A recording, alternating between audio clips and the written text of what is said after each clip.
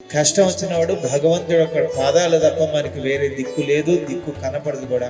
ఏ క్షణంలో ఏ కష్టం పోతుందో తెలియదు, ఏ కష్టం మీద పడుతుందో కూడా కనపడదు. ఎన్నెన్ని కష్టాలు ఉన్నా సరే హనుమంతుడిని పూజిస్తే ఆ కష్టాలన్నీ తొలగిపోతాయి. హనుమాన్ చాలీసా ప్రదక్షిణం చేసుకుంటూ చదువుకోండి, ప్రదక్షిణం అయ్యాక కూర్చుని చదువుకోండి.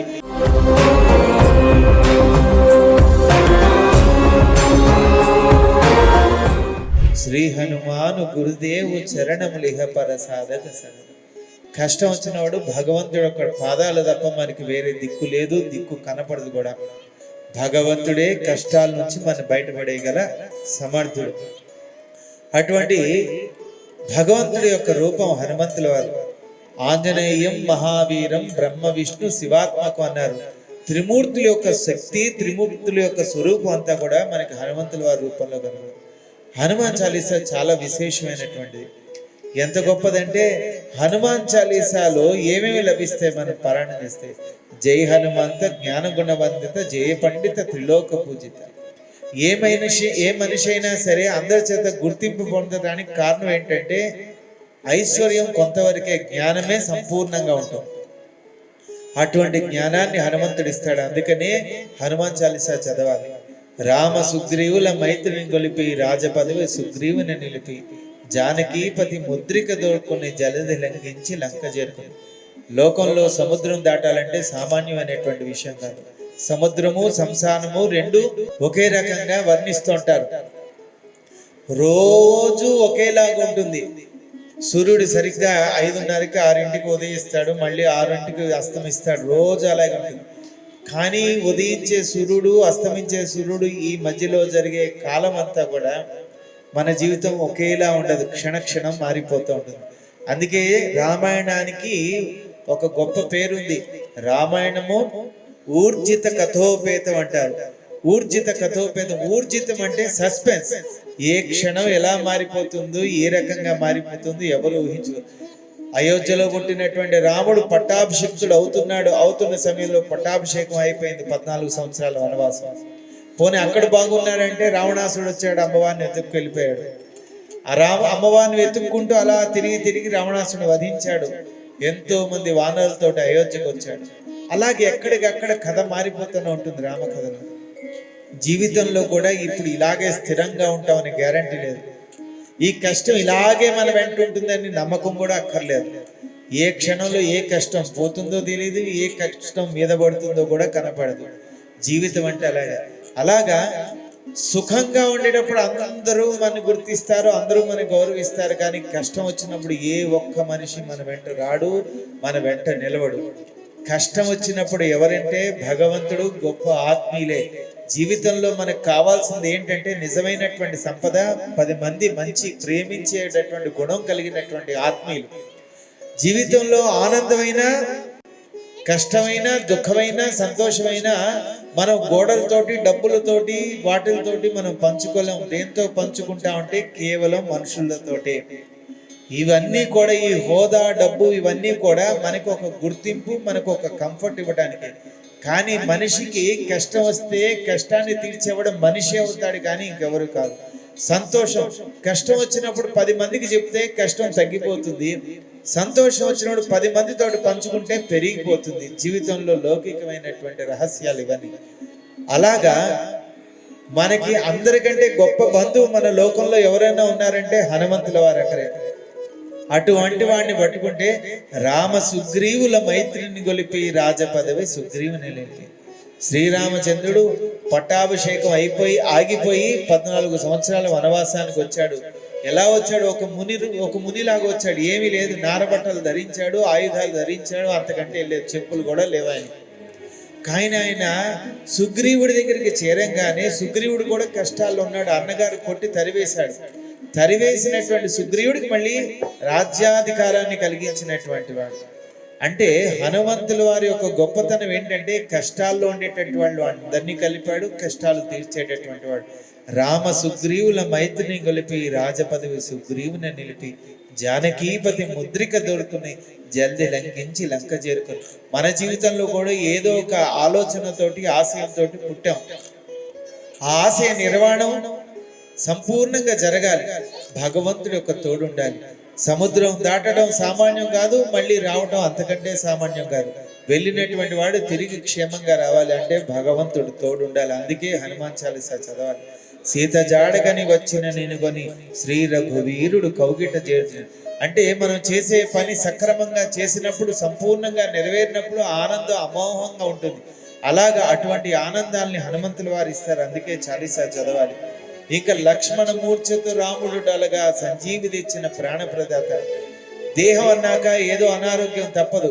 అటువంటి అనారోగ్యాలను కూడా తెలియకుండా పారద్రోలేటటువంటి శక్తి హనుమంతుల వారికి ఉంది. అందుకని హనుమాన్ చాలీసా చదవాలి. సీతారాములు నగవుల గనరి ముల్లోకాల హారతులందిరి. ఎక్కడైతే తనలో భగవంతుడు నిండిపోతాడో ప్రపంచం అంతా ఆనందమయంగా ఉంటుంది. అందరి యొక్క అభిమానాన్ని పొందుతూ ఉంటాం మనం. అటువంటి శక్తిని ఇచ్చేవాడు హనుమంతుల వారు. అందుకే హనుమాన్ చాలీసా చదవాలి. దుర్గమమగు ఏ కార్యమైన సుగమమగు ఏ నీ కృపజాలిన. ఎన్నెన్ని కష్టాలున్నా సరే హనుమంతుని పూజిస్తే ఆ కష్టాలన్నీ తొలగిపోతాయి. కలుగు సుఖములు నేను సరేనన్న తొలగు భయములు నీ రక్షణ ఉన్నా. అందుకే మనం హనుమాన్ చాలీసా చదవాలి. ఎక్కడైతే మనకు హనుమంతుడు ఒక కీర్తి పతాకం మన మీద ఎగురుతూ ఉంటుందో మనకు తిరుగు లేకుండా మన జీవితం ముందుకు వెళ్తూ ఉంటుంది. చిట్ట చివరకు నీ నామ భజన శ్రీరామ రంజన జన్మ జన్మాంతర దుఃఖ భంజన. జీవితంలో కలిగేటటువంటి సకల కష్టాలు, నష్టాలు, దోషాలు, పాపాలు అన్నిటినీ హరించేటటువంటి శక్తి హనుమాన్ చాలీసాకు ఉంది. రోజు మీరు వచ్చి హనుమాన్ చాలీసా ప్రదక్షిణం చేసుకుంటూ చదువుకోండి. ప్రదక్షిణం అయ్యాక కూర్చొని చదువుకోండి.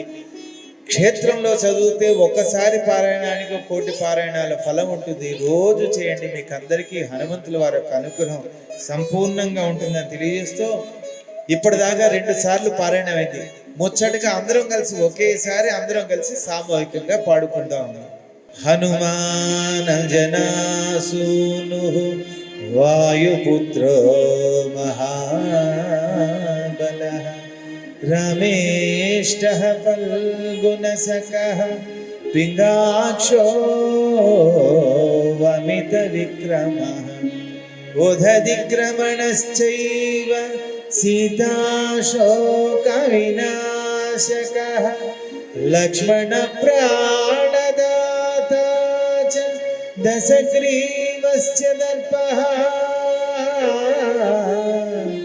ద్వాదశైతాని నామాని కపీంద్రస్య మహాత్మనః స్వాపకాలే పఠే నిత్యం యాత్రాకాలే విశేషతః తస్య మృత్యుభయో నాస్తి సర్వత్ర విజయీ భవేత్.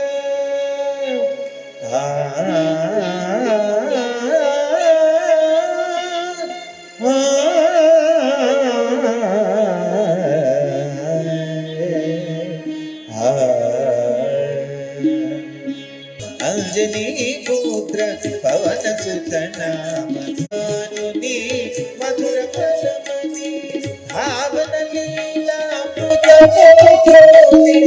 కాంచన విరాజిత వేష కుండల గుండిత ముంచిత కేశ శ్రీ హనుమాను గురుదేవ చరణములు ఇహ పరసాధక శరణములు.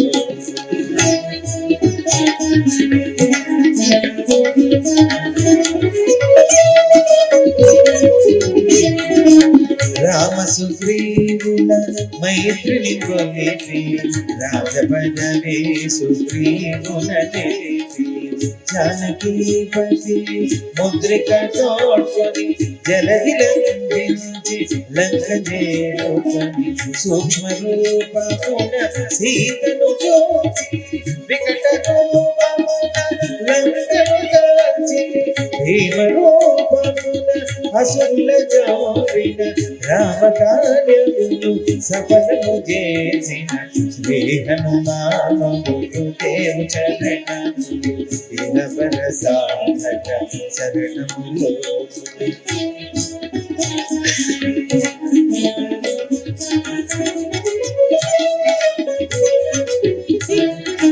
సీత జాడగని వచ్చిన నేనుగని శ్రీ రఘువీరుడు కౌగిట నేనుగని సహస్రరీతులాడగా నాగల కార్యము నీపై నెడగా వానరసేనతో వానికి దాటి లంకేశునితో తలపడిపోయి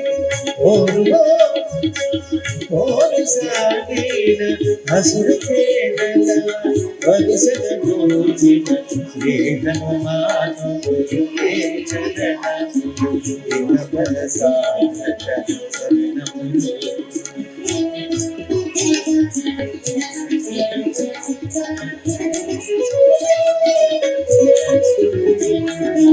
లక్ష్మణ గోచతో రాముడగా సంజీవి చేసిన ప్రణవద రామ లక్ష్మణుల అస్త్రధాటి అసుర వీరులు అస్తమించి తిరుగులేని శ్రీరామ జరిగించిన రావణ సంహారము ఎదిరిలేని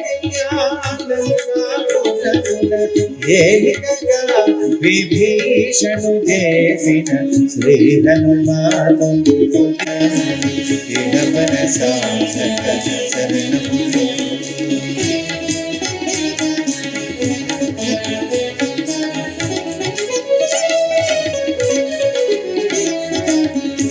సీతారాములు నగముల గనిరి ముల్లోకాల ఆరతులను తిరి అందులేని ఆనందాసులే అయోధ్యాపురి ఒంగి పొరలే రాముల సుందర మందిరం శ్రీకాంత పదం నీ హృదయం రామచరిత కథామృత రామనామ రసామృత పాన శ్రీ హనుమాను గురుదేవ చరణము ఇహ పర సాధక శరణములు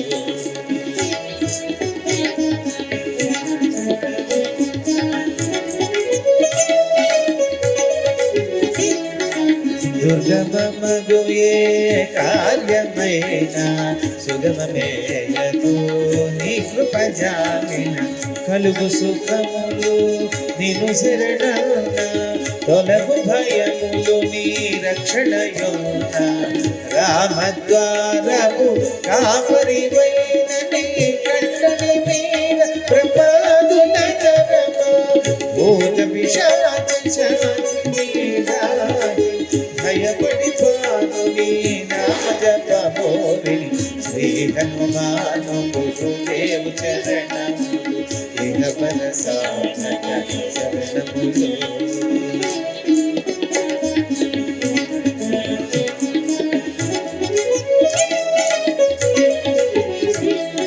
ధ్వజా విరాజ వజ్ర శరీర భుజబల తేజ గదాధర ఈశ్వరాంశ సంభూత పవిత్ర కేసరీ పుత్ర పావన గాత్ర సనకాదులు బ్రహ్మాది దేవతలు శారద నారద ఆదిశేషులు యమకుబేర దిక్పాలులు కవులు పులకితులైరి నీ కీర్తిగానముల శ్రీ హనుమాను గురుదేవ చరణములు ఇహ పర సాధక శరణములు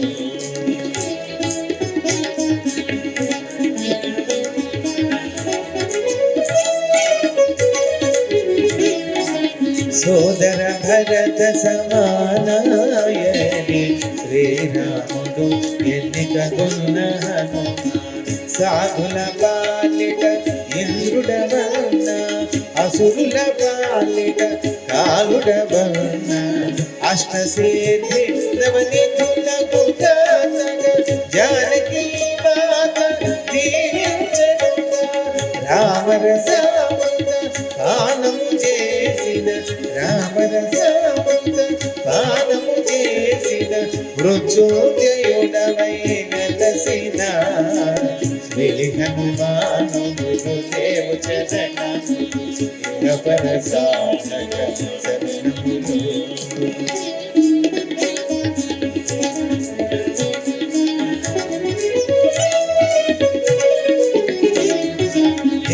రామ భజన శ్రీరామ రంజన జన్మ జన్మాంతర దుఃఖ భంజన ఎచ్చటుండిన రఘువర దాసు చివరకు రాముని చేరుట తెలుసు ఇతర చింతనలు మనసున మోతలు స్థిరముగ మారుతి సేవలు సుఖములు ఎల్లరున శ్రీరామ కీర్తన అందున హనుమాను నర్తన శ్రీ హనుమాను గురుదేవ్ చరణము ఇహ పర సాధక శరణములు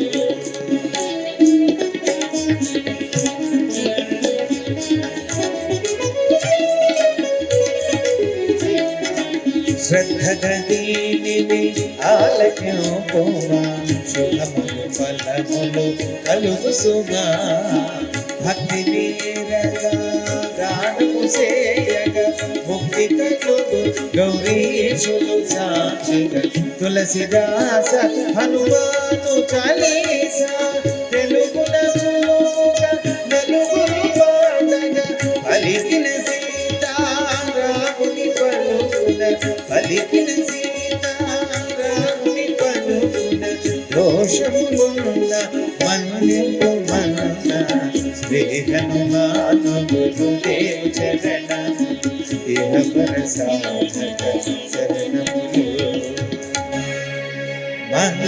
మంగళహారతి గురు హనుమంత సీతారామ లక్ష్మణ సమేత నాంతరాత్మ నిలువో అనంత నీవే అంత శ్రీ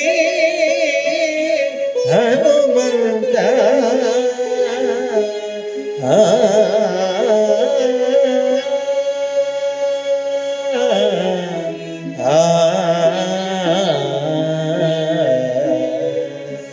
ఓం శాంతి శాంతి శాంతి హరి ఓం